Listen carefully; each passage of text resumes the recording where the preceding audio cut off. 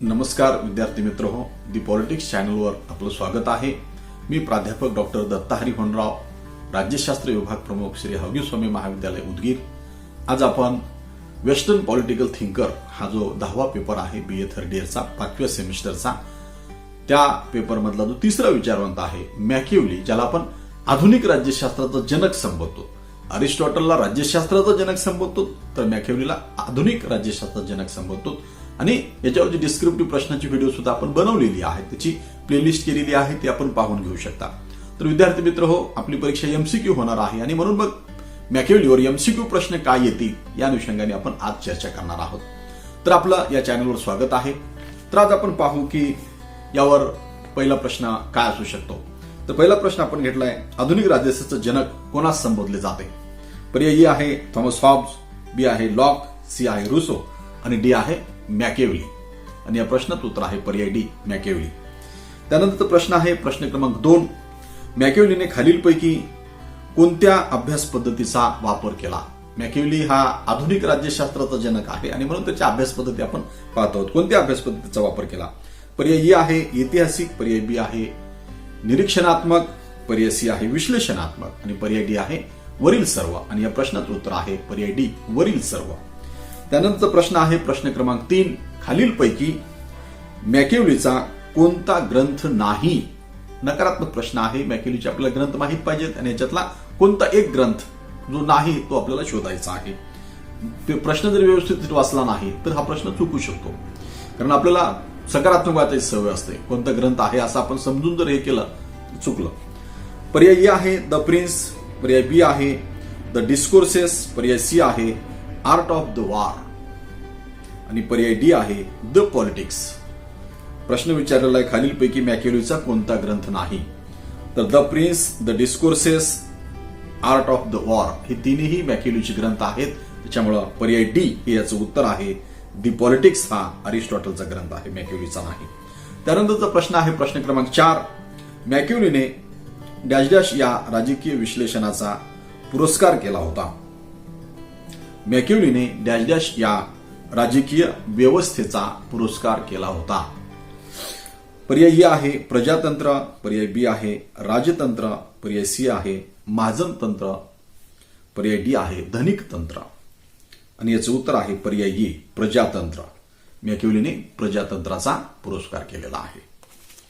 त्यानंतरचा प्रश्न आहे प्रश्न क्रमांक 5, मॅकिएव्हलीने राजकारणाची डॅश डॅश पासून फारकत केली।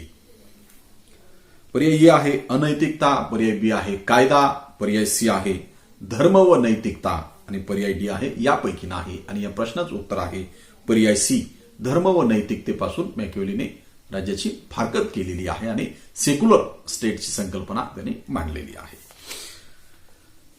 प्रश्न क्रमांक आहे 6, मॅकिएव्हलीने नैतिकतेचे किती प्रकार सांगितले। पर्याय ए आहे 2, पर्याय बी आहे 3, पर्याय सी आहे 4, पर्याय डी आहे 5 आणि या प्रश्नाचं उत्तर आहे पर्याय ए, 2 प्रकार मॅकिएव्हलीने सांगितलेली आहेत। प्रश्न क्रमांक आहे 7, मॅकिएव्हलीने डॅश डॅश या अभ्यास पद्धतीचा वापर केला। पर्याय ए आहे पारंपरिक, पर्याय बी आहे संवादात्मक, पर्याय सी आहे तुलनात्मक आणि पर्याय डी आहे आदर्शात्मक आणि या प्रश्नाचं उत्तर आहे पर्याय सी, तुलनात्मक। पारंपरिक, संवादात्मक आणि आदर्शात्मक हे पर्याय चुकीचे आहेत, याचं उत्तर आहे पर्याय सी, तुलनात्मक। त्यानंतरचा प्रश्न आहे प्रश्न क्रमांक 8, मॅकिएव्हलीने कोणत्या ग्रंथात प्रजातंत्राचे समर्थन केले। कारण तसा मॅकिएव्हली हा निरंकुश राज्यतंत्राचा पुरस्कर्ता आहे, मग हे बदल त्याच्या दुसऱ्या ग्रंथामध्ये झालेला आहे आणि तो ग्रंथ कोणता आहे हे आपण विचारतो आहोत, कारण द प्रिन्स मध्ये त्यांनी राज्यशाहीचा पुरस्कार केलेला आहे। पर्याय ए आहे द प्रिन्स, पर्याय बी आहे आर्ट ऑफ वॉर आणि पर्याय सी आहे द डिस्कोर्सेस। द डिस्कोर्सेस या ग्रंथामध्ये मॅकिएव्हलीने प्रजातंत्राचा समर्थन केलेलं आहे, म्हणून या प्रश्नाचं उत्तर आहे पर्याय सी, द डिस्कोर्सेस। पर्याय डी आहे फ्लॉरेन्सचा इतिहास, तर त्यांनी पर्याय सी मध्ये त्याचं उत्तर आहे। प्रश्न क्रमांक 9, मॅकिएव्हलीने कोणत्या ग्रंथात राज्याची कर्तव्य सांगितली। पर्याय ए आहे द लॉज, पर्याय बी आहे द प्रिन्स, पर्याय सी आहे आर्ट ऑफ वॉर आणि पर्याय डी आहे दी पॉलिटिक्स. आणि या प्रश्नाचं उत्तर आहे पर्याय be the prince. The prince मध्ये राज्याची ड्युटी, राज्याची कर्तव्य त्यांनी सांगितलेली आहेत. त्यानंतरचा प्रश्न आहे प्रश्न क्रमांक 10. मॅकियावेलीने कोणत्या राज्यशाहीचा पुरस्कार केला आहे? पर्याय ई आहे अनियंत्रित राज्यशाही. मॅकियावेलीने द प्रिन्स मध्ये अनियंत्रित राज्यशाहीचा पुरस्कार केलेला आहे. त्याच्यामुळे आपल्याला कन्फ्युजन होऊ शकते. मॅकियावेलीने कशाचा पुरस्कार केलेला आहे? एका ग्रंथामध्ये अनियंत्रित राज्यशाहीचा पुरस्कार केलेला आहे, तर डिस्कोर्सेस दुसऱ्या ग्रंथामध्ये त्यांनी प्रजातंत्राचा पुरस्कार केलेला आहे. त्याच्यामुळे हे आपल्याला ज्ञात असलं पाहिजे. पर्याय ए अनियंत्रित राज्यशाही, पर्याय बी नियंत्रित राज्यशाही, पर्याय सी पारंपरिक राज्यशाही आणि पर्याय डी यापैकी नाही. आणि या प्रश्नाचं उत्तर आहे अनियंत्रित राज्यशाही. त्यानंतरचा प्रश्न आहे प्रश्न क्रमांक 11. डॅश डॅश या ग्रंथात मॅकियावेलीने मनुष्य स्वभावाचे वर्णन केलेले आहे. मनुष्य स्वभावाचं वर्णन मॅकियावेलीने कोणत्या ग्रंथात केलेलं आहे? किंवा डॅश डॅश या ग्रंथात मॅकियावेलीने मनुष्य स्वभावाचं वर्णन केले आहे. पर्याय ए आहे रिपब्लिक, पर्याय बी आहे द डिस्कोर्सेस, पर्याय सी आहे द प्रिन्स, पर्याय डी आहे आर्ट ऑफ वॉर. आणि या प्रश्नाचं उत्तर आहे पर्याय सी द प्रिन्स. त्यानंतरचा प्रश्न आहे प्रश्न क्रमांक 12. मॅकियावेलीचे संपूर्ण राजकीय विचार हे डॅश डॅशच्या आधारावर आहेत. पर्याय ई आहे राज्याची कर्तव्य, पर्याय बी आहे मानवी स्वभाव, पर्याय सी आहे शासन आणि पर्याय डी आहे यापैकी नाही. आणि या प्रश्नाचं उत्तर आहे पर्याय बी मानवी स्वभाव. मॅकियावेलीच्या संपूर्ण राजकीय विचाराचा मानवी स्वभाव हा आधार आहे. त्या स्वभावावरच तो राजाला सगळी ड्युटी करायला सांगतो आहे. त्यानंतरचा प्रश्न आहे प्रश्न क्रमांक 13. राज्याने डॅश डॅश प्रमाणे शूर असले पाहिजे असे मॅकियावेली म्हणतो.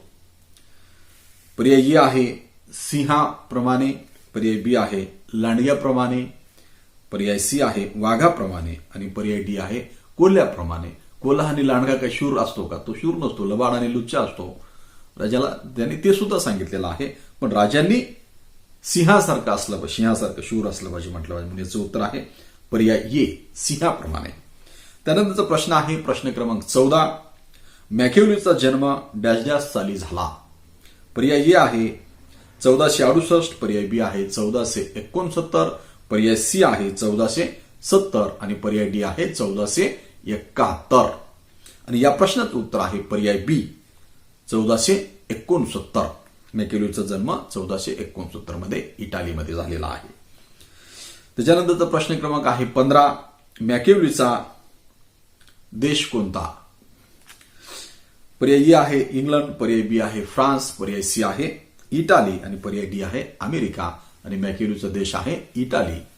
जोसेफ मॅझिनी गॅलिवर्टी ही इटालीमध्येच पुढे आलेली आहेत, पण त्याला झुगारून देऊन पुन्हा मुसोलिनी इटालीमध्ये आला, ज्यांनी नाझिझम फॅसिझम मांडलेला आहे. हे सगळं आपल्याला ज्ञात असलं पाहिजे. त्यानंतर प्रश्न आहे प्रश्न क्रमांक 16. एक वेळेस मनुष्य वडिलाचा मृत्यू विसरू शकतो पण संपत्तीची हानी विसरू शकत नाही असे कोणी म्हटले? पर्याय आहे अरिस्टॉटल, पर्याय बी आहे मॅकियावेली, पर्याय सी आहे प्लेटो, पर्याय डी आहे मीड. आणि या प्रश्नाचं उत्तर आहे पर्याय बी मॅकियावेली. मॅकियावेलीने सांगितलेलं आहे राजाला की मनुष्य एखाद्या वेळेस आपल्या वडिलाचा मृत्यू विसरू शकतो पण संपत्तीचं झालेलं नुकसान विसरू शकत नाही. म्हणून राजांनी काहीही करावं, सिंहाप्रमाणे त्यांनी लोकांना भीती दाखवून कामं करून घ्यावीत, पण तो कोल्ह्यासारखा लांडग्यासारखा चतुर आणि धूर्त असला पाहिजे. त्यांनी